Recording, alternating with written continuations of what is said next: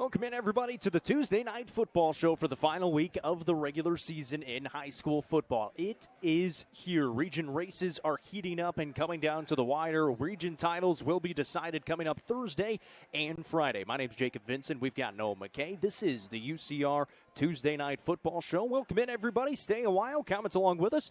Make sure you give us a share. Give us a thumbs up as well. And let us know what games you're looking forward to. If you're watching on YouTube, make sure you subscribe to the channel. You like the stream. You can comment along on there as well. We've got a lot to talk about. A lot of region races that are on the way that are going to be decided coming up Thursday and on Friday. Some games that don't have a whole lot of intrigue just because some of them are already locked up as well. We'll let you know about all of those, and we'll get into everything tonight. Yeah, and some of those games actually have even intrigue in their own right because you don't know what you're going to see out of certain teams. Are you going to have some teams resting some guys who are banged up potentially a little bit? Are you going to see some teams bottle some stuff and hold some stuff back with potential rematches looming? A lot of different things to get into. You said it, Jacob. We got 4 pages of stuff to get through tonight. We've got Thursday games. We've got Friday games. It's going to be a lot of fun. Let's get into it. Make sure you hit that share button if you haven't done so already. Like the stream, comments along with us. Of course, before we get into it, we want to thank all of our all-inclusive sponsors who make everything that we do here at UCR possible. Rico, the Real Estate Collective, Tee Up in Baxter, Club Wyndham, Watson Chevy, as you're watching it right here on the Watson Chevy UCR Media Network, The Quality Family, Domino's, Nelson Trophy and Screen Printing. Of course, we are here at Fire and Vine, and it's pretty lively up here on the rooftop. Perfect. We've had some really good weather this week. It is perfect for some rooftop food up here at Fire and Vine. Amonette's Eagle Auction and Realty, the Crouch Team with Highlands Elite Real Estate, Hall Sports and Outdoors, and the Hall Family Pharmacy, and Swallows Insurance. We appreciate all of our all-inclusive sponsors for making everything that we do here at UCR possible. Once again, Noah McKay, Jacob Vinson. We always start where Noah was wrong, where he was right, and there was a little bit more parity last week. Yeah, I got to stick my chest out last week because I didn't miss anything on last week's show. That's not the case this week. I did make a couple of whiffs, so let's hold ourselves accountable a little bit here. Where I was wrong, I thought I picked DeKalb County over White County with the caveat of I think White County's really banged up. They were. They still went into Smithville, won the football game. Mm-hmm. Now, they did get Trip Pinion for one play. It was a touchdown pass, and it was the game-winning touchdown for Sparta. So I'm going to wiggle out of it just a little bit to say I think I made it pretty clear if Trip played, I probably would have picked Sparta, but I can't do that entirely. So I was wrong on that. And I said kind of tongue-in-cheek last week, yeah, York's not going to be the kind of team this year that scores 75 points. Well, dang it, they almost did. They scored 60. This is a York team. We said they were really good. I wasn't wrong about that here recently. But their ability to put up a ton of points, I don't care who it's against. 60 is a ton of points. They did that on Friday night, so I was definitely wrong on those two. Where were you right? Yeah, listen, there's a couple of places I could go to. But, you know, being the humble guy that I am, I don't want to spend too much time on where I was right. I'm not happy about that I was right on this, but Cookeville – slow start again. We talked a lot about it last week. The Cavs couldn't afford a slow start. They had a slow start. So of the controversial, quote-unquote, takes I had last week, that's probably the one that I ended up being most correct on. UC Top 5. Did we ever finalize this? Yeah, I let you finalize it. I'm going to make sure that this stuff isn't about to... Is it about to fall? And it fell a while. Get unplugged. I think everything's fine. We're just going to let it dangle. It'll be held up by the old jackery. Okay, perfect. We'll just let it dangle, okay. And if we go offline, sorry. We fought a lot this week. We did. We got into the biggest debate we've had since basketball, for sure. We were out at the 7 AAA basketball district meeting the other day, and yesterday, and we shut it down. Took about 30, 45 minutes afterwards, just trying to decide what we were going to do for the UC Top 5, because me and Goose wanted it to stay the same as last week, and we had a discussion about it last week as well. You wanted it to maybe be a little bit different. Yeah. And so listen, for all these people who come at me all the time and say, your list, I'm telling you, I always say it's not my list. It's the group's list. It is. This is the group's list. It's UCR's I want to be clear. I'm good with it, but we can get into where I'm talking about because I'm very, very, very, very, very high on one team, especially right now. But for now, emphasis on for now, I let it go. So we'll have it be this is the list for the week. We'll start from the number 1 spot, and we'll work our way down. The Upperman Bees won't be moving from that spot unless they lose, even if they lose, because we probably won't be doing a top 5 at that point. That's a good on point. The football show. 9-0, 5-0. They beat Stone last week, 29-26. You know the first time Upperman won't be number 1? Well, First of Upperman when football. We're doing a basketball Upperman UC football top won't be number one. It's when we're doing a basketball UC top 5. Yeah, but I had to clarify when Upperman football. Yeah. Will not be the number one team. Yeah. Cookeville still at number 2, 7-2. They did fall to 3-2 in region play with a loss to Green Hill, 28-14. White County 7-2, 4-1. They're at that number 3 spot. They beat DeKalb County 27-21. Macon County is still at number 4, 7-2, 3-2. They beat Watertown 49-7. Would have been really interesting if White County fell to DeKalb County last week, because this is exactly why we're having the conversation where we are. It would have been chaos. It would have been nuts. Thank you, White County.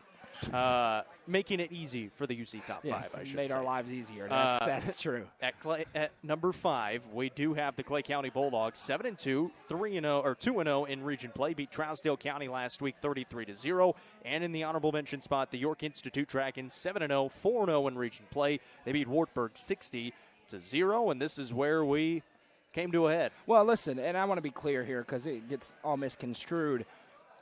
All 5 teams, I think, are very, very good teams. Yeah. I think are great teams. So 6. All 6. But the 5 who are on the list. So this really has little to do with them, and that's, you can attest. That's kind of the point I kept making. I just think York is playing an elite level of football. They were my number 2 ranked team in the Tennessee Sports Writers Association poll that I made on my ballot. I have them going to the state championship game right now. And I don't think that I'm overblowing the way that this York football team is playing. The single biggest factor, let's just call it what it is that week 1 matchup with Clay County and York. Clay County won in week 1. If they played again tomorrow, I'm not saying the result's going to be different because I think both teams are a lot better than they were in week 1. I do think the game in general looks different where York's not turning the ball over 9 times because they have a lot more continuity than they had in week 1 of the regular season. All 5 are really good teams. I would have had York on my personal one, but that's not what this list is. Once again, it's not my ballot. It's ours. So that's the top 5 this week. That's where Goose and we decided, that head-to-head holds a lot of weight for us. Same record, obviously. York's wins do look very, very good against FCS, against Stone, and then they put up a lot of points against Wartburg. And I did shut down the tie. We talked about the tie for 5. I said we're not doing ties. We don't do ties around here. No. Clay County, with that head-to-head win, still has the edge over York Institute in our UC top 5. So once again, York at the honorable mention spot, Clay County at number 5, the Macon County Tigers at number 4, White County is at number 3, the Cookeville Cavaliers remain at number 2, and the Upperman Bees at number 1. That is our UC top 5. One more thing on this. Obviously, Cookeville and Upperman didn't play. They should. I hope they do. But when you talk about those kind of top 4 teams, they're kind of locked in there until we get into some potential rematches. Yeah. Nobody's sniffing Upperman right now, and great effort to Stone Memorial. I mean, tremendous. Has nothing to do with that. But just when it comes to this list, nobody's getting there right now. Cookeville, they lost. Yeah, we'll talk about Cookeville, but they have a pretty, it wasn't a dominant win, but they had a pretty nice win over Sparta, a game where nobody left that game thinking that was a fluke. Sparta has the same style of win over Macon County, where nobody leaves that game. There's a few, but nobody. On that night, everybody thought Sparta deserved to win that football game. So you're kind of baked in there. Now, there's some potential there, right, for a Macon and Sparta game, for an Upperman and Sparta game, an Upperman-Macon game, and that's where we could see some movement among those top 4 teams. Make sure you hit that share button if you haven't done so already, because right now we're going to talk about all the region races and all of our area teams with the regions that are up for grabs, region titles that are up for grabs, seeding that is up for grabs. We'll get into all of that. You can actually follow along with us. You know what I did? I went to our website, uppercumberlandreporter.com. Goose put together this great article saying, there's a couple things in there there's a couple things we need to update. Yeah, we got to update okay. in there. But for the most part, we know what's going on in the regions. You can go through, you can look at all the regions across the Upper Cumberland, and once again, Goose put that together, and that's what we're going to go off of as well, because there's a lot going on. We'll start at 1A, we'll work our way up to 6A, and we'll go from there. So we start in Region 4 1A. That includes Gordonsville, Clay County, and Red Boiling Springs. This one's pretty easy. Gordonsville and Clay County play this week. Whoever wins is the 1 seed. Whoever loses is the 2 seed. They're both hosting playoff games next week. Yeah, absolutely. De facto, it is the region championship game. We're going to talk about it a lot. Obviously, it's our high school football game of the week. The most clear-cut of all the scenarios is an important one, though, because you dodge South Pittsburgh for an extra week. Now, South Pittsburgh is not still the gotta same. Beat Whitwell, yeah. Correct. They're not the same South Pittsburgh, and that Whitwell team's good as well. But either way, whichever one comes out, you dodge that until around 3 potentially. Although, obviously, there is another really strong potential that it could be a rematch of these two teams in round 3, which again puts more pressure on this game because you're talking about the difference between a late November game being in Salina or in Gordonsville with huge home field advantages there in that 1A classification. So we'll talk about the game obviously at the end of the show. But the most clear-cut scenario right there, and there is a little more down there in the bottom half of the region with Red Bowling Springs. Yeah, Red Bowling Springs, they're playing Joe Burns this week. The winner of that game will be the 3 seed. The loser will be the 4 seed. Both of them going on the road to either Whitwell or South Pittsburgh. Both those teams have the same record. I think they're both 7-2 right now. And honestly, when you look at the schedules, fairly similar schedules. Yeah. Obviously, South Pitt usually plays a very strong schedule. They have this season as well. They have the couple of losses. Not the same team that they were last year. Nobody was beating them last year. Nobody was getting close. You can get close to them this year. And perennially, Whitwell has been very good. Obviously, they're in the state championship. I think they won one a few years ago. Then South Pitt kind of reemerged there, and now they seem like they're going to have a knockdown, drag-out fight this week between those two squads. So a lot of interesting things there. That is not a cakewalk path for Gordonsville or Clay County, no matter who wins on Friday night. Of course, we'll talk about Gordonsville, Clay County coming up in a little bit. Region 2, 2A. Only involves York Institute in terms of the Upper Cumberland region. York Institute, it's pretty easy for them. If they win, they're the 1 seed, and they will host throughout the playoffs until that semifinal round when they would have to go on the road. And so it's pretty easy for them. They're going to go on the road to Polk County this week on Thursday, Halloween night. And you win, you're the 1 seed. If you lose, you could drop all the way to the 3 seed and have to go on the road. That would also involve Oneida beating Bledsoe County, and that is not happening. A little bit of a stretch as well. A little bit of a stretch. It's not happening. And York's not losing. Correct. But, yes. But I'll tell you right now, what happened if Oneida is definitely not beating Bledsoe. No. Polk County's decent enough that it has to have York's attention. Oneida is not beating Bledsoe County. But there you go. York, you win. You're 3-time region title if they win. Obviously, we'll talk about that coming up in a little bit as well. Region 3, 2A, Smith County and Monterey playing each other this week for the 3 seed. Will travel either to Marion County, Forest, or Cascade.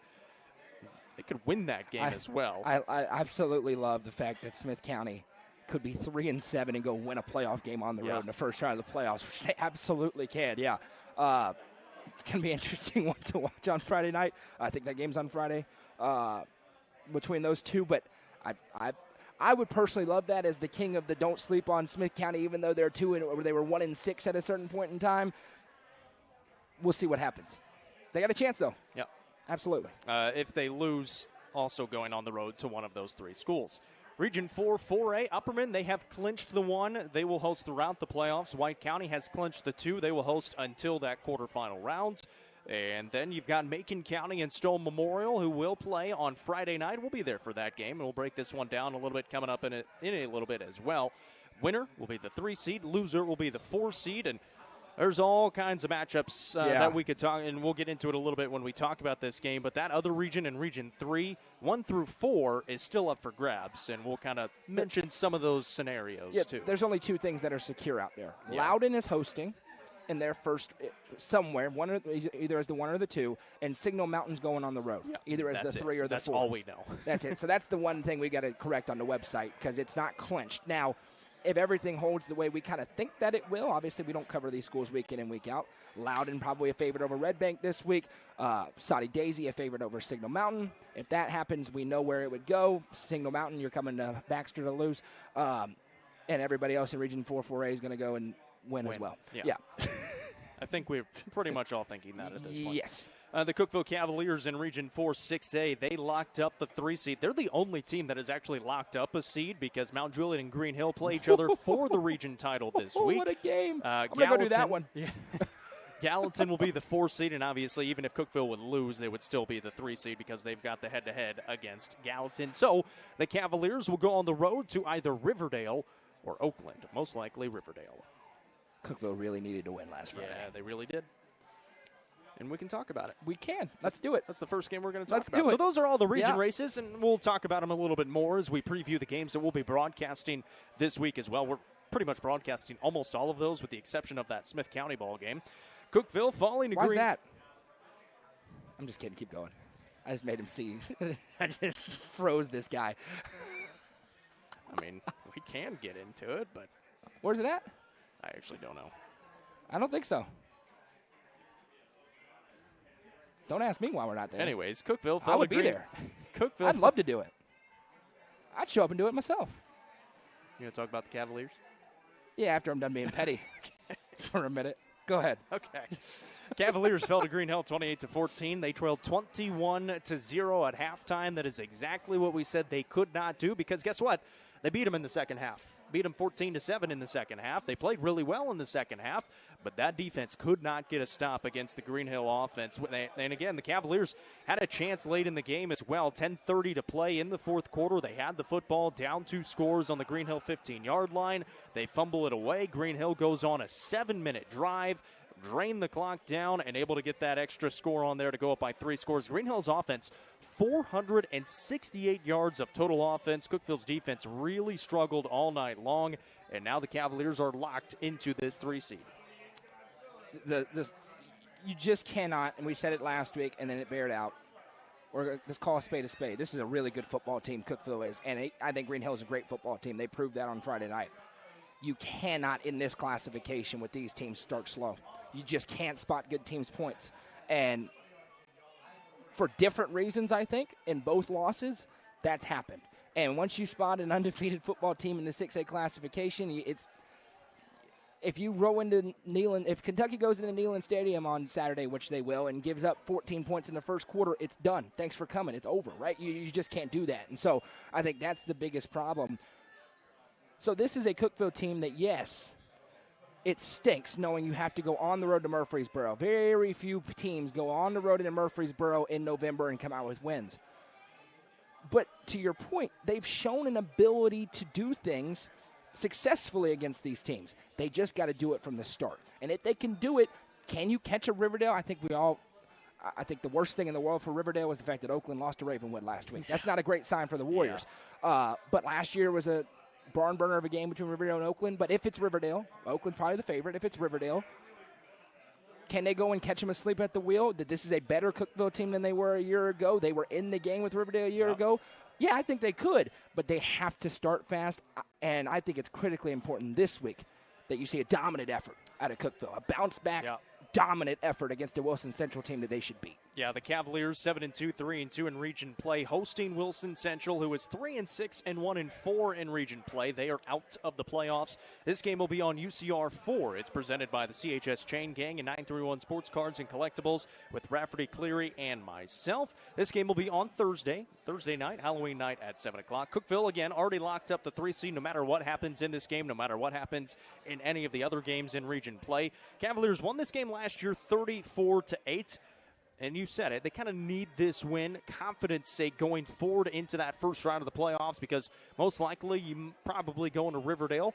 The good thing is you did play them last year, but you also can't be looking ahead to that game because you need to play better than you did last week. This is a Cookeville team that should be able to mash Wilson Central. Yes. They should be able to lean on them for 4 quarters, run for 300 yards, get back into their rhythm, protect the football, and win a game and kind of get that mojo back. This is a team with a clear identity. They have a ton of belief. This is a coaching staff that's not going to blink at the fact that they lost a game.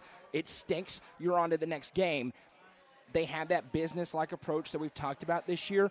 I have zero doubts that we see a very solid effort out of Cookeville. Now, this isn't a team that's come out and just beat the brakes off of people, right? And where it's 42-0 at halftime. Doesn't have to be. It's not the way they're built. But 35-0, 35-7 all day. I expect that to happen on Thursday night. We've seen them make a concerted effort to throw the ball more. They had 20 pass attempts in that game against Green Hill, and obviously a lot of that they were down 21-0 at halftime. But we've seen it even against Lincoln County, trying to throw the ball a little bit more. They know they're going to have to do that because defenses are going to hone in on their run game. They're going to load the box. It's going to give them opportunities on the perimeter, and they've tried to take some of those opportunities. I would expect to probably see that a little bit against this Wilson Central team. I would too. I'll be honest, though. Given what we've seen, I don't think that's Cookeville's path to win.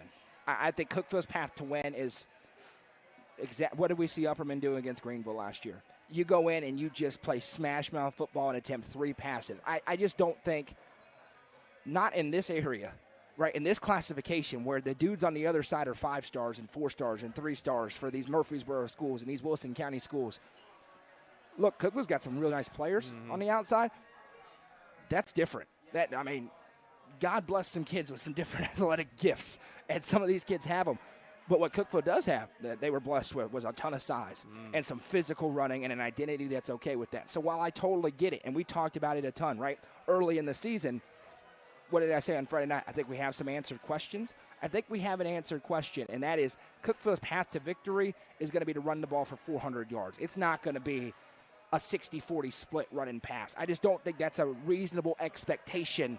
It is this week against a team they're clearly better than. I don't think that's a reasonable expectation on the road into the first round of the playoffs. Who you going with? Oh, I think Cookeville's going to dominate this football game. I got the Cavs winning 42-6. I go 34-7. Yeah. This is going to be a ticked-off Cookeville team that is going to play with their hair on fire. I expect maybe the best effort of the season. York Institute, they beat Wartburg 60-0 on Friday night. The Dragons rushed for 553 yards, 604 yards of total offense.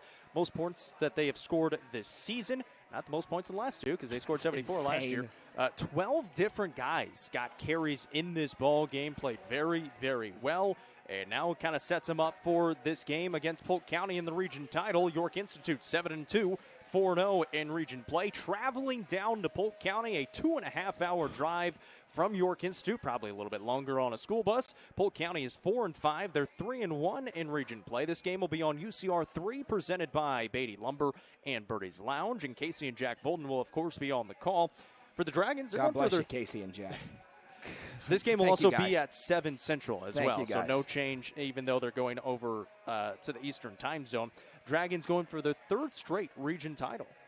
Then they're going to win their third straight region title. Polk County was the team that was kind of through 5 weeks. We went, well, this is kind of an upstart Polk County team. Now, there's some things I don't love for York. The fact that they have to go what's going to be 3 hours on a yellow school bus over the river and through the woods, not great. But we've seen them do that once. They went to Tellico Plains, took care of business in pretty emphatic fashion. This is a buzzsaw right now. This is a team that I don't think sees a non-running clock to the third round of the postseason. And they have mastered what we talk about all the time, which is, and that's, they can throw it some, but they are so multiple in their run game. Their ability to go single wing, their ability to go into the wing T under center, their ability to power run, speed run jet options, all read options rather, jet sweeps, all the different things that they can do. The quarterback can run. You've got 6 other guys who are legitimate threats to carry the football, right? We haven't talked about Logan Pinnell in a couple of weeks. Logan Pinnell is a superstar, but he's been able to kind of blend in a little bit, which I think is very valuable for them, because if you turn on the tape and see the last 5 games, you're not necessarily in the first round of the playoffs. He doesn't jump out, and then all of a sudden he's going to run for 200 yards on you. I mean, I love everything about the way this York team's doing. I think they're the better team in this game. I think Coach Wright has them playing focused football, and I think they're going to go win on Thursday night. Now, of course, we said it. If the Dragons win, they're the 1 seed no matter what, and they would win a region title outright. If they lose, they could drop to the 2 if Bledsoe County beats Oneida, which we think is also going to happen. There is the possibility that they could drop all the way to the 3 if they lose, if Oneida beats Bledsoe County. So, again, you win, and it doesn't matter. If Oneida and Polk County win, I'm quitting. That ain't happening. Yeah. One of them, sure. You can have a crazy upset any Friday night. Both of them, not happening.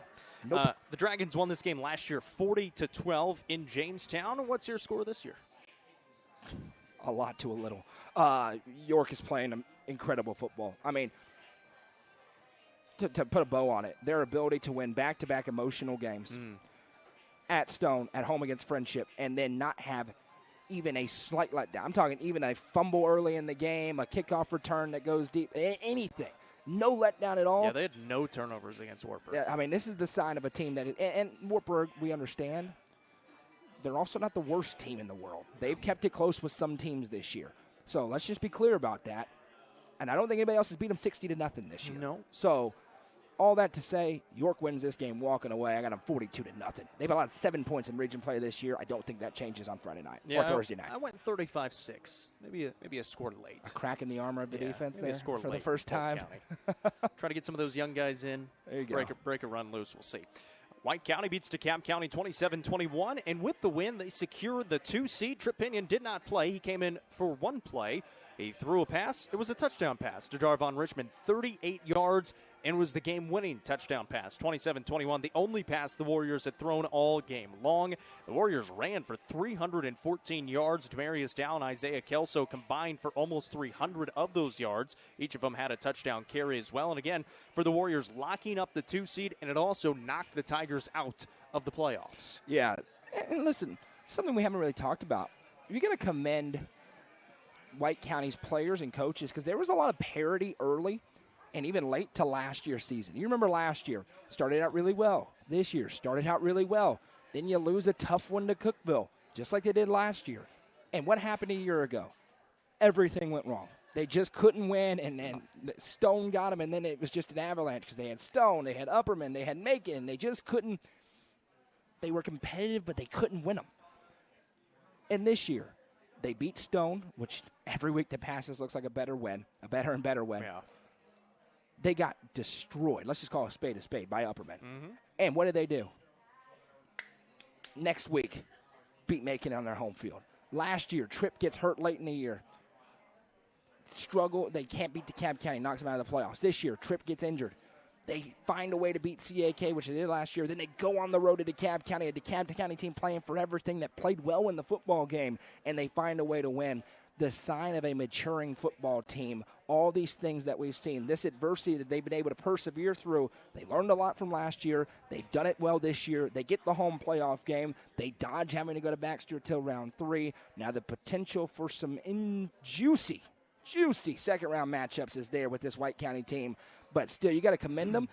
And for a team that's won one playoff game ever, they have the path now to surpass that in one season. Yep.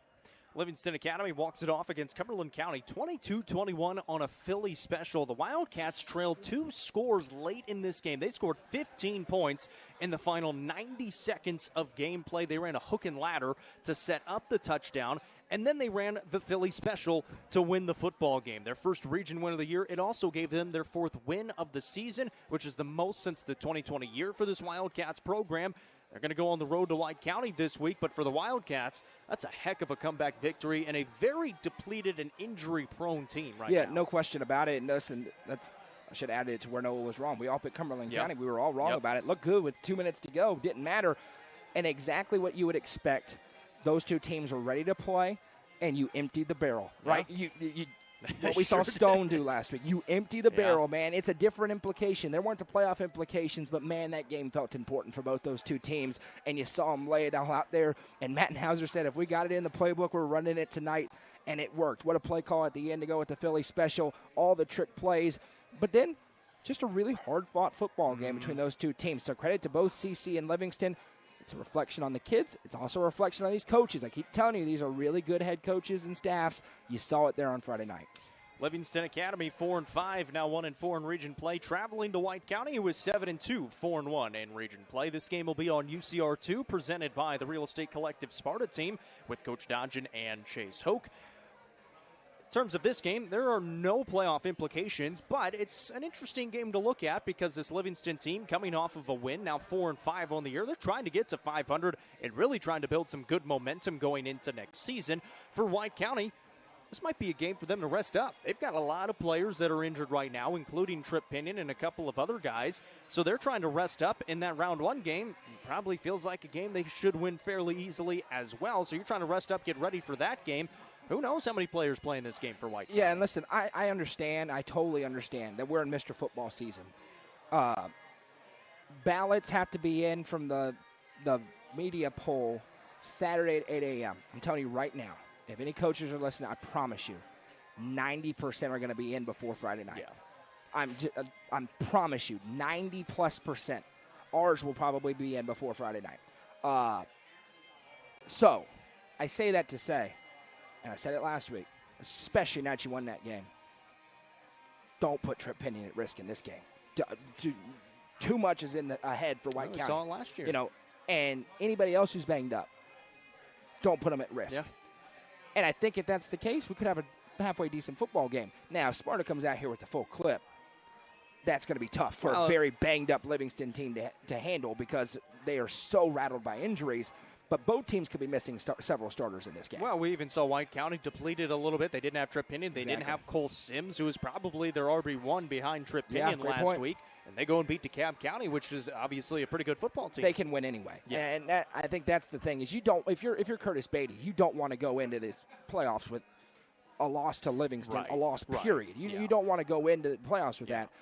But I think they can win without him. And if you wanted to dress Tripp and if crazy stuff happened in the fourth quarter, okay, maybe. But you're locked into the two, and you got your sights set on a playoff run here. So I do think you probably will see some conservativeness a little bit out of White County. If you're Livingston, this is it, right? You're trying to get to 500. And if you – I don't care. If you're Livingston, it don't matter if Sparta's JV team shows up at Warrior Stadium. You win the game, you know what everybody says a year in 6 months from now? Hey, remember Livingston finished on a 2-game winning streak. They beat Sparta in Sparta. They went 5-5. Look out for that team. They're going to be a lot healthier next year. We're going to say that anyway, but you're going to empty the clip again if you're Matt and Hauser to try and win a football game on Friday night. That being said, Sparta's still a pretty big favorite. Yeah. Sparta won this game last year 14-7. It was at LA. That was the game. Tripp got hurt, and then it took him out of basketball for those first few weeks of the season, actually first couple months of the season, and then he was finally able to get back in after Christmas. But like you said, I think we're both picking Sparta in this game. What are you going with? Yeah, I got Sparta winning. I think it's probably a 28-7 type of ball game. And now, if it's a full-fledged Sparta, it's probably a different score. But I think two banged-up teams, one that's probably going to lean into the rest a little bit, and one team that's just been ravaged by injuries, I think I'll still lean Sparta. I'm going 28-14. White County wins this football game. The game that you did last week, Upperman hung on to beat Stone Memorial 29-26, one of our most watched games of the season. Very back and forth, and we were kind of talking about it leading up. You were talking with Coach Samber and Coach Kane as well. Hang on one second. Jessica, with a good comment, she says, could be an opportunity to get some safe reps for injured players to get them back in game shape. In tackle football, there is no safe rep on a Friday night. There are safe-ish reps on a practice. And I guess this game is Thursday. But you get my point. When you put on the pads and it is regulation play, a safe play does not exist. Get back in game shape on a treadmill. I totally understand the sentiment. I really do. But that's a dangerous – you think a safe rep is something, and then all of a sudden there's a pile up and a lineman rolls on your knee and your season's done. That safe reps don't exist in this sport. They do in basketball. As a former basketball player, that's why I like playing it. There you go. It's not as physical. Yeah, exactly. It can be, depending on who you play. Well, it is if I'm out there. All of these games, by the way, that we're talking about right now are Thursday night. So we've got 4 broadcast games on Thursday night and then 2 more on Friday night. Talking about this Upperman game, back and forth. Stone Memorial pulls out everything that they have to try to beat Upperman, and it almost worked. They had the football late, trying to go down and score and take the lead. Gunnar Block made a couple of huge tackles out of the secondary. He has been really, really good in that secondary. Smallest guy out on the field. Yeah. He's making plays. Bronson Chaffin had a Mr. Football-type performance, but for Stone Memorial, it's really a pretty good showing. Yeah, 100%. We talked about it in the End Zone show. My thoughts have not changed about that game. I think Stone shows why. We have pretty confidently stated we expect a Region 4 4A sweep because it's possible they're the 4, and if not, it's Macon. Congrats on an undefeated regular season. If you're out of that Region 3. Yeah, right. It's a different animal. But, in Gunnar Block, you mentioned him, a little bit of a rough start to the game. But, man, on that last drive, it was see ball, get ball. Ethan Polk, I think it was 5 tackles for loss in that football game. He broke off a long run at the end of the third quarter. In the last play that Stone has, he literally Supermans and rips the ball out of the quarterback's hands. Stone got the drive. Mm-hmm. They had the drive. It was something that we talked about all last year. Our team never had the drive, and they got to the 20, and Upperman still was able to bow up there. And I think that's the sign of a team that has just been in so many big games. They've been in so many big fights. They don't blink, even when it's all going wrong. As Coach Kane told Hallie post-game, he's like, felt like we were down 28-0, and it was 12-8. And again, man, that guy's an aggressive coach. Onside kick to open it up the second half. It was a perfect kick by the sophomore kicker, Roberts. They get it, and 2 plays later, they're in the end zone. And then from there, Stone did a great job hanging in, but once Upperman had the lead, man, you're in so much of a better place to be ahead of that team than trying to catch them on every drive, having to score. where it just puts you behind the 8 ball if you're the Panthers. But a great effort by the Panthers, no doubt. Ethan, who is the Pearl Cone of last year in Region 4A? Upperman. Yeah. They're the best team in the class. Yeah. They're the odds-on favorite to win the state championship right now. That doesn't mean they're going to win it, right? Somebody can beat them, but they're the favorite. Yeah. I mean, they're the best team in the class, period. They return the most. They have the best player, in my opinion. Now, Pearl Cone is still very good. Pearl Cone's, they got a dandy of one with Marshall County on Friday night. They got a fun one. They They got a dandy of one. But, I left that game not concerned in the least about Upperman and very impressed and optimistic about where Stone can go. I think, honestly, for Upperman, that's probably a game that they needed going into the postseason because we've talked about it throughout this season. Starters haven't been playing in the fourth quarter late into the games. Now, in the last 2 weeks, they've had to out of the bye. You want to try to get their conditioning up, but it was a competitive game against White House for the most part until they got to the running clock, and then a very competitive game against Stone Memorial as well. And nobody would argue that Upperman gave their best game. It wasn't an A game for Upperman on Friday night, right? We've seen, I think, twice this year, maybe 3. White House probably a B game. The making game, I think, was about a C game for Upperman, especially at the start.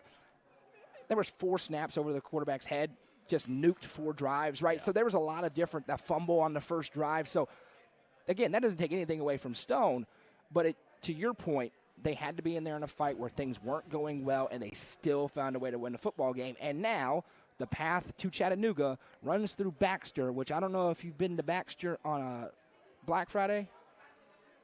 It's not exactly a friendly environment if you're in Anderson County or Greenville. Ethan was asking who's their biggest threat. It's round 3, and it doesn't matter who it is in round 3 because it could be any team from Region 4-4A. Yeah, to me, you talk about a Macon or a Sparta, and then you get into, to me, I think the best team maybe in the bracket is Anderson County. I think Anderson County's better than Greenville. Now, they've had a little bit of a Greenville problem last year for some reason. By the way, the dude who keeps voting Greenville number 1 in the class, please seek psychological evaluation. It's impressive. Every week he votes for It's impressive. They're 6-2. And now one loss was a weird forfeit loss, and they lost to Alcoa. They're a very good football team. They're not the best team in the class right now. Let's be for real, as the youngins say these days. I'm so old now. But I still think Pearl Cone comes out of the West. Yeah. I'll be surprised if it's not Pearl. Yeah, that's what Chris was just saying as well. Marshall and Pearl Cone, they're actually playing each other this week in region play. And I'm curious because Marshall County last year kind of felt the same way, and they didn't sniff Pearl. Yeah. Haywood, I watched them last year on tape. I'll be honest with you guys, that was about the least impressive team I've ever watched on tape. Given the hype, they were like, oh, Pearl beat Haywood. Oh, and I was like, okay, that's going to be good. And Haywood didn't know anything. They didn't know what they were doing left from right, okay? So I just can't erase that from my mind. I still think it's Pearl that comes out of the West, but it is certainly tighter than it was last year in that West bracket. The final game that we have on Thursday night, Upperman undefeated, traveling to DeKalb County, who is 6-3, went 2-3 in region play. This game will be on the main UCR page, presented by Gentry's Power Equipment with Noah McKay and Hallie Ledbetter. Maybe. It'll be with me and somebody. Yeah. Probably. It may just be me. It might be. And all my friends in Baxter and Smithville. We'll have some fun, though. I'm going to be tired. Again, one of these games that doesn't have anything to do with the playoffs. Upperman's got the 1 seed wrapped up. DeKalb County is missing the playoffs. And for DeKalb County, you're trying to finish the game off, or finish the season off with a win and trying to send your seniors out on the right note. I chuckle because I talked with Coach Kane yesterday. They're playing for something in this game. You're not going to see we're talking about some teams going to keep some things reserved. I will emphatically state, I don't think you're going to see anything held back from Upperman this Friday night. And I want to be clear here, stop Coach T, has nothing to do with DeKalb County. That is a team that is not happy with how they played a week ago in Crossville, Upperman being. So I think you're going to see the best shot out of Upperman. The thing that I think you're going to see a really strong effort out of the Bees. I am fascinated with how DeKalb County plays in this game because you can go one of two ways. This is your last stand. You have the opportunity to knock off the number 1 team in the state. You know the season's over after this. Sell everything out, or are you done? I suspect that's not going to be the case with a Steve Trapp coach football team. I think you're going to see a very focused in DeKalb County team knowing this is their state championship game. It's the last game they get to play. They know it. I really think it's important for DeKalb to get the kind of start Stone had last week. They've got to start out and get something to go their way. Because if it goes out and it's a 60-yard pass to Theo Brown and it's 7-0 2 minutes into the game, I think that's really tough to stay engaged. But I am genuinely very excited to see how DeKalb comes out and plays, given what's happened in the last few weeks. Obviously, the Bees going to be trying to play a little bit cleaner than they did last week, and especially in that first half. The Bees did enough in that second half to get the win. We saw it against Macon County earlier on in the season as well. So trying to put together a clean performance going into the playoffs in round one. Bees won this game last year 26-7. The last time it was in DeKalb, or in Smithville, I should say, was actually 3 years ago. The Bees won it 24-14. This has been a matchup that's been kind of tight-ish. Upperman's taking care of business, but it's kind of always been that way. And Coach Trapp, we know how smart he is, especially offensively, his ability to draw things up, and he's certainly got weapons to play with. I really don't know what's going on with DeKalb right now, because 4 weeks ago I'm there for their game before they play Stone, and they're 5-0. They're rocking and rolling, and just it has not gone well since then. And really, even the Stone game, since the midway through the third quarter in Lafayette, when Macon County, just the floodgates opened and they started rumbling and just pouring on the points, it just hasn't been their struggle with Cumberland County, able to get the win, and then obviously with a mostly Trip Pinion-less Sparta team. But something still tells me this is a dangerous football team. I think you just can't write them off when it comes to their ability to compete within this football game, but they are going to have to be ready, because I'm very confident you're going to see Upperman's A game on Thursday night in Smithville. So once again, our Thursday night games on UCR. Upperman traveling to DeKalb County. On UCR 2, Livingston Academy is at White County. On UCR 3, York Institute travels to Polk County to try to win a third straight region title. And on UCR 4, Cookeville hosts Wilson Central. We're not done yet. We got two more games, and we got to pick this one. Yeah, you do have to pick this one. I think Upperman wins the game. I mentioned, I'm just going to spoil alert, the expert predictions presented by TLT Sports Performance. Till the first week of December, all four of us are going to pick Upperman every week. It is what it is. I got Upperman winning the game. I'll go 35-7. I got 28-7. Friday night, we got two broadcast games.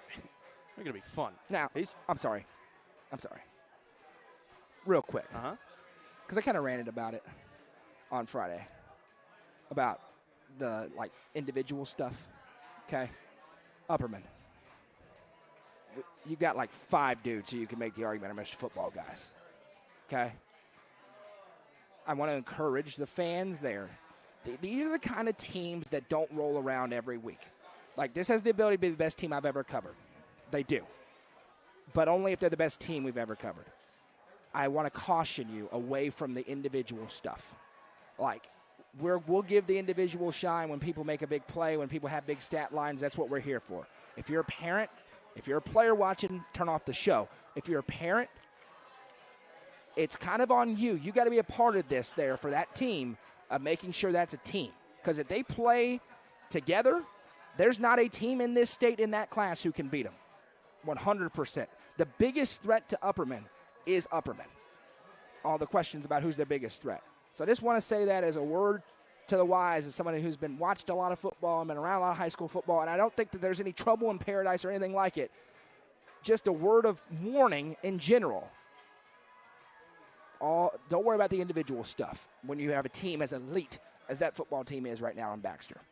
All right, so Friday night, two massive football games. First on UCR2 with myself and Coach Shanks.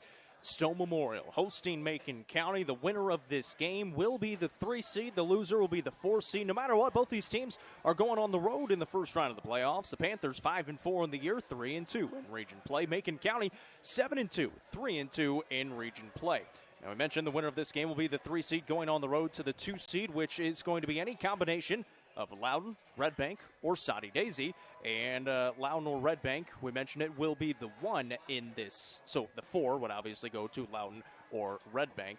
The 4 seed does avoid Upperman until the quarterfinals, which is something that we've kind of been alluding to. Now, in this game between these two teams, no one cares about that in the second round, and they're going to be playing as hard as they possibly can in this game. Now, we did talk about it. might be a little bit different game plan for Stone Memorial from last week to this week, where you may keep some stuff in the back pocket. Maybe a little bit more vanilla play style in this one, but you're still going out there and you're doing everything you can to win this football game. Yeah, the interesting part about it is, because you're right, on paper you say, hey, not having to go to Baxter to the third round is good. Both these teams lost to Sparta. Yeah. So if Region 4 4A were to sweep, which you cannot chalk up, both these teams know you're going on the road, which means on paper you're an underdog immediately if you have to go on the road in the first round of the playoffs. So that's step one. You want a more favorable matchup in the first round. Loudon appears to be the best team over there. You'd rather not face that best team. But dodging quote-unquote Upperman to go to Sparta, a place where Macon lost by 2 scores and Sparta beat Stone in your house. No, I'm not calling my shot and saying Sparta definitely wins in the second round. Just homered again. Are you kidding me? Sorry. It was on the They are going to sweep them tonight. Is insane. Fire and Vine, you can come watch the World Series with us. Hockey's on. The Capitals are up 3-1 on the Rangers in the first period. Get distracted like me. It's what we do. But, so that being said, I think you're going to see, you don't have to go into your bag like last week if you're Derek Samber, which was every trick play you could run, double passes, reverses, flea flickers, everything. But you're going to see a well-prepared football game from both these two teams, because winning gives you momentum, gives you on the road at the 2 seed next week. It's a long drive for either place, no matter where. If you're Macon County, the drive to Loudon is long. The drive to Saudi or Red Bank is long. Same for Stone. It's a little bit closer to Loudon, I guess, for them, but doesn't matter, right? So I think you're going to see the best effort out of both these two teams, and it's going to be a really interesting football game because their styles are so, in some ways, similar, right? You have these electric backs with Maddox Akendo and the Borders twins, but they are both very multiple in very different ways. It led to a great game last year. I think this one very well could be very similar to that game this year. Well, and you've got coming into it, too, obviously, Stone Memorial, they've lost their last couple of games, albeit two really good football teams in York Institute and Upperman, and they played well in those games, and especially in that Upperman game. Now, Macon County, they've looked really, really good in these last 3 weeks. Obviously, it started with that win against DeKalb County, scoring 35 unanswered in those final quarter and a half. Continued on against Livingston Academy. Then they had a bye and then dominated Watertown 49-0 last week. So they have played some really, really good football these last 4 weeks, and they're feeling pretty good. Now, you said it, too. Last year's game was one of the best games that we had all season long, especially for what was on the table. Both of them, again, were going on the road. It didn't matter, but it was still one of the best games that we saw last year. And it came down to Stone Memorial had the football.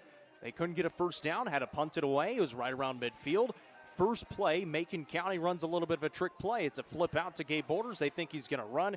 He goes backside. Braylon Flowers is streaking down the right sideline. He gets it to him for a touchdown. They tried to kick the extra point to tie the game and send it to overtime. It was a bad snap, and they're able to convert the 2-point conversion. They end up winning by 1.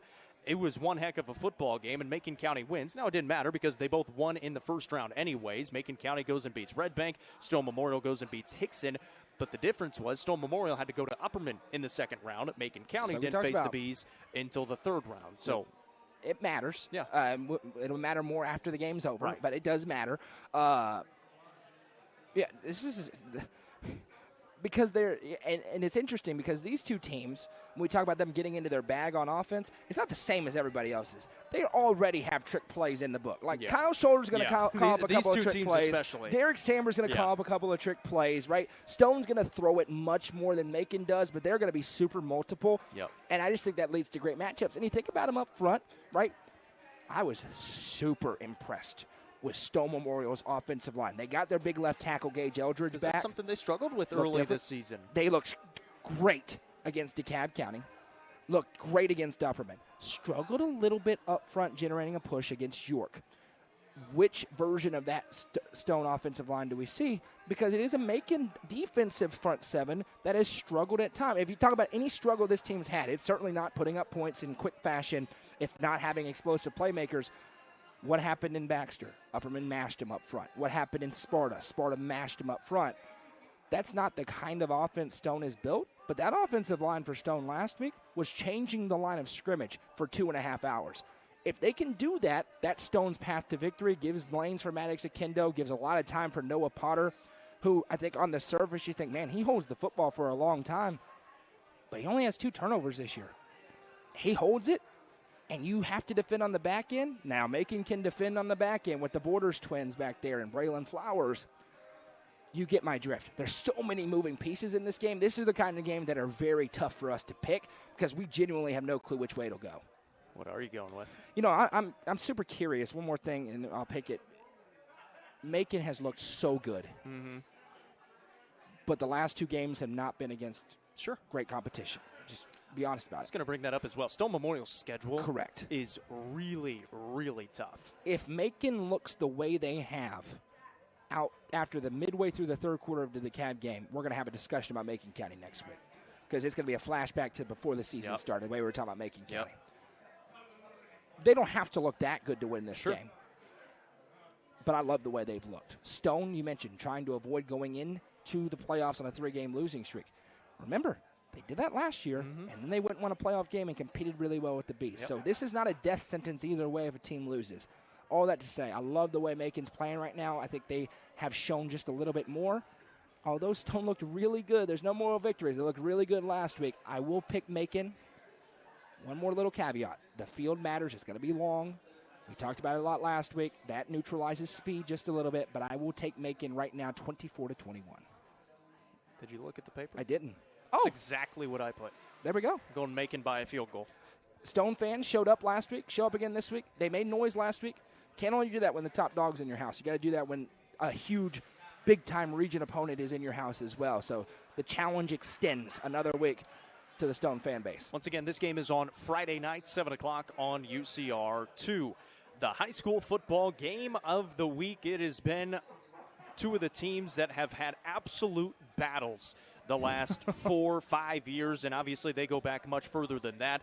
Clay County 7-2, 2-0 in region play, hosting Gordonsville 6-3, 2-0 in region play. For the high school football game of the week on the main UCR page, Noah McKay, Jeremy Tallis, and Hallie Ledbetter will be on the call for this one. Clay County, they've won 4 games in a row ever since losing to 5A Portland 24-21. Gordonsville lost to Bledsoe County last week 45-35, and Gordy leads this series. You go back to 2020 and look at it. They're 4-2. However, Clay is 2-1 with that one loss last year in double overtime in that final game of the regular season. Gordonsville they evaded South Pittsburgh for that first round, and then they obviously met their demise against South Pittsburgh. But it was one heck of a football game last year, and when these two get together, it is a lot of fun. And it is very unlike any other 1A football game that you'll typically see, where you're going to have ground and pound football. Right. Nope, you're going to see some throwing on Friday night in Salina. It's going to be a lot of fun, to your point. That game last year was off the hook. I mean, it was awesome. And a 1-point double overtime win for Gordonsville. 2 really good coaching staffs. Yeah. Bruce Lamb, Coach Jackson there in Gordonsville as well. And 2 awesome quarterbacks. And Nate Adams putting together Mr. Football caliber season. I think Jay Foster could have had that if he hadn't been hampered with the injury the first few weeks of the season. He is that caliber of a player. Now, Gordonsville, I think, does miss Bryson Grisham a good bit there, that tailback spot. They've kind of pieced it together there. They have been able to run the ball effectively. The offense was not the problem last week, scoring 35 points against Bledsoe County. But ultimately, this is a throw the records out the window game. Quite frankly, I don't think the game last week's that important for Gordonsville. It doesn't matter at all. Right. You know you have to win this week. I have a sneaking suspicion that there was a little bit of Clay County film watch maybe last week there in Gordonsville. Makes all the sense in the world. This isn't one of those weird tiebreaker scenarios. Right. This is you win the region. So, and you get a host throughout the playoffs. Exactly right. And we've been building to this since before the season started. I'm pretty sure when the schedule came out, we were like, they're playing last week of the season again. That's going to be the game of the week. You just knew it was going to be the region championship game. And I really believe the winner of this game, because you get to host a potential rematch. Now, I know Coalfield's ranked number 1. I get it. I think the winner of this game is probably going to Chattanooga. I think they have that. They at least have a really good capability or, a possibility of doing that. Humongous game on Friday night. Going to be pretty good weather, the kind you wouldn't expect this late into October. It's going to be November 1st when this game is played. I think it's going to be a great football game. And the way these two teams play means we may be there for 3.5 hours, but you're probably going to see a lot of offensive fireworks come Friday night. Christian asking about Stone Macon. You can go back and watch it after we finish because we just spent about 10 minutes talking about that game. A big thing in this game will be defense. We saw Gordonsville give up 45 points last week on the season. They're allowing about 18 points per game to their opponents. Clay County, about 11. They've been just a little bit better, about a touchdown better. Schedule, Gordonsville, maybe a little bit tougher schedule. Clay County has not played a slouch of a schedule whatsoever, especially their 2 losses. Very good Westmoreland team in 2A, Portland in 5A, that if they win, they're going to be a playoff team this week, and only lost both of those games by a combined 6 points, 3 points in each of them. They've won all of their other games, and they've looked very, very good in doing so in those games as well. So I think this one, similar to Stone Macon, is a toss-up game. Neither team has a bad loss, no, right? And this would be the signature win for both of them. I mean, that's the fun part about this game is, and the weapons that they have to throw to. And you talk about for Clay County, I don't think we should downplay their defense. Their defense has been really good. Even in that Portland game, only allowing 24 points to that team. You know, they allowed 17 to Westmoreland. Yeah, I mean, this is a defense that's been really solid. Now, I beg your pardon, York and York, week 1, we talked a lot about that game this week in the top 5 discussion. So, excuse me, obviously that was a long time ago. I'm really excited for this because I love to see 2 football teams playing at their best, and I have no doubt that's what we're going to see come Friday night. I do think there's a few things that lean slightly towards Clay County. The way Nate Adams is playing, nobody wants to go against him. The way that Gordonsville will try to attack the defense, you can't throw it on the half of the field. If you do, it's going the other way. I love the way those 2 things shape out for Clay County. But for Gordonsville, they have an opportunity to kind of stake their claim in the ground as the top dogs for the program that's perennial, been one of the top dogs, forget in the region, in our entire area. It's going to be an awesome game. Who are you going with? And good point by Cameron. Obviously, Clay has a signature win, York.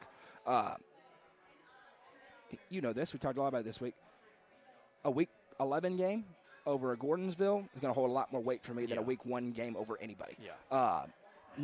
It could have been Week 1 against Oakland. I'm going to care more about what's happening when everybody is rolling on downhill. As of now, take Clay County. I think it's going to be a great football game. I'll go 35-28. I said 27-26. I think there's a missed extra point or 2 in there.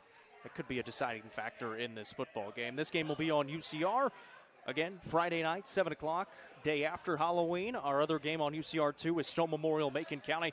2 of the bigger games that we have this week. That one, the high school football game of the week between Clay County and Gordonsville. Stone Memorial, Macon County could be tabbed as that as well. It's going to be on UCR2. We will do UC Game Day morning, Thursday morning at 9 o'clock. And then we will have the UCR Friday night end zone show Friday night after this Gordonsville Clay County game and Stone Macon game. Break down all the action from Thursday night and obviously Friday night as well. We'll let you know where all the teams are headed next week for the first round of the playoffs and what teams are still in the playoffs next week as well. You got anything else? It's going to be fun. We'll get our first look at the bracket, like you said, on Friday night. Looking forward to it. It's going to be a busy week. Basketball's coming soon as well. It's barreling down on us pretty good here. So enjoy it. Hope you enjoy the content. It's coming. Keep your eyes on the website. Today we got that great story up. So if you have any questions about the playoff scenarios, you can pull up uppercumberlandreporter.com. Much more to come as well. We also want to let you know, we give a big appreciation to all of our sponsors, our all-inclusive sponsors, for making everything that we do here at UCR possible. Of course, we're right here at Fire and Vine. This show is presented by Fire and Vine. It has been for the last couple of seasons, and we really appreciate them for housing us. It's a tremendous atmosphere. It is packed once again up here on the rooftop. The Real Estate Collective, Tee Up in Baxter, Club Wyndham, Watson Chevy, as you watch it right here on the Watson Chevy UCR Media Network. The Quality Family, Domino's, Nelson Trophy and Screen Printing, our longest-running all-inclusive sponsor, Amonette's Eagle Auction and Realty, the Crouch Team with Highlands Elite Real Estate, Hall Sports and Outdoors, and the Hall Family Pharmacy, and Swallows Insurance. We do appreciate it. And again, coming up Thursday night, Friday night, we'll have a barcode up on the top of our screens in our games that you can donate to help us cover the costs of video for the playoffs. Yeah, and I'm going to be making a post about it. Yep. The Christian radio stations have their pledge drive. I think we have our postseason drive. It helps us out a lot. It's so expensive to stream Yes. postseason games. It's expensive to stream regular season games, but our advertisers do a ton for us, so we put it out. There's no pressure. Obviously, it's free to watch everything we do. It will be free to watch everything that we do, but if you're able and you want to support, because we get a lot of that, people asking, hey, how can we support? As President Bush said once, send your cash. That helps us out a whole lot. There's lots of fees, and these guys don't work for free. All the freelancers who go out there who have full-time jobs, they're not doing it for free. So we'll put out a link probably tonight, actually, and you can click it. And if not, I promise you it's all good.